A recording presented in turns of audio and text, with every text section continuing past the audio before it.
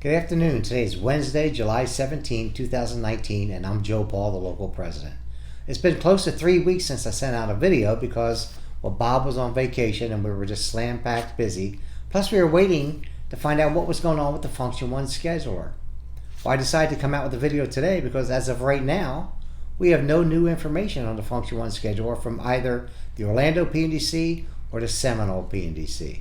So it's held up at the area level. They haven't come down and given information to management, who in turn hasn't given information to me. Believe me, I've been pushing to find out what's going on because we want as little inconvenience to our employees as possible, especially our members. Always request a steward.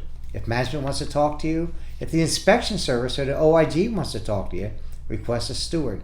We had an incident recently where the OIG came in and spoke to somebody and they didn't know to ask for a steward. They have to give you a steward if you ask. If you don't ask, you're not going to get one. They don't have to provide that.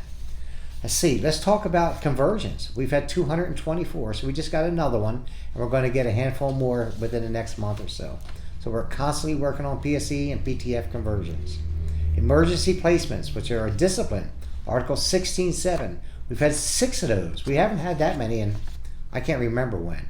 And many of those were for conduct. They're saying conduct really. It started at work and outside of work, and we're not buying that. We feel like we have a strong case on that, and the people are out of work without pay. I have another one somewhere else that the person's out for 6 weeks.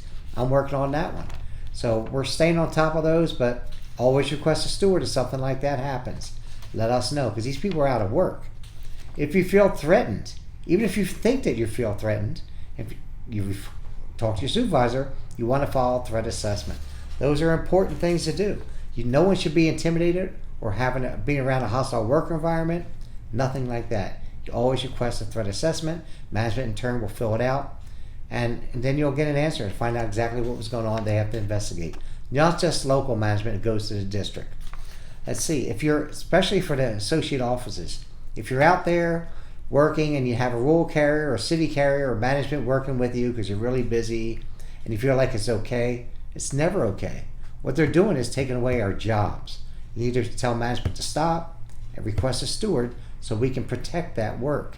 Now, sometimes you don't realize it in the big picture, just someone's working with you, you're busy. But that's another reason why we have the hostile work environment, because their short staffing is putting pressure on the upper management, who's coming down to your managers or your postmasters, getting on their managers, and then they're getting on you. So it's a trickle-down effect, and that's a big problem. So stay on top of that. Contract, nothing yet. But we might wind up, hopefully, maybe getting a tentative agreement. We could maybe get one, but it's not likely, in my opinion. Remember, we're going to go to interest arbitration, where we have an arbitrator, we pick one. Postal Service picks one, then there's a neutral one. So hopefully with some good luck and some good negotiations, we'll get a contract that's worthy of our membership. The Function One schedule, as I said before, we're not hearing much on it.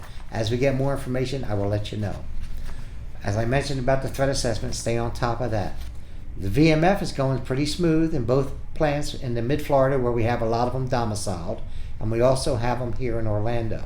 The MVS, your steward Jose Caban just did a stellar job, getting $4,400 paid to the people there, which is great news, and they're going to see the people that are getting the money obviously are going to be seeing some adjustments on their paycheck. All of our stewards do a great job. If you see your stewards out there, sometimes people call it a thankless job. I don't look at it like a thankless job. But your stewards are working behind the scenes all the time, or you see them in front of you. Sometimes you're in trouble with management and they come right to your aid and they're sticking themselves between you and management. That takes some nerve, it takes some work, and that's what our people do, is thankless. So if you see them, thank them once in a while. It doesn't hurt. It would make me feel good too, that I know that you really appreciate that. These guys and girls obviously are working hard for you all the time. The AEDs on when you have a heart attack, we went through this a couple months ago, where they're going to request them. When I got training scheduled, well, they've get all the training. AED is supposed to be this month or in the beginning of August. So far, we're halfway done this month. Don't see them yet, but we're going to have them in place. So that's another great thing. And they have a lot of people trained, and they're going to train more.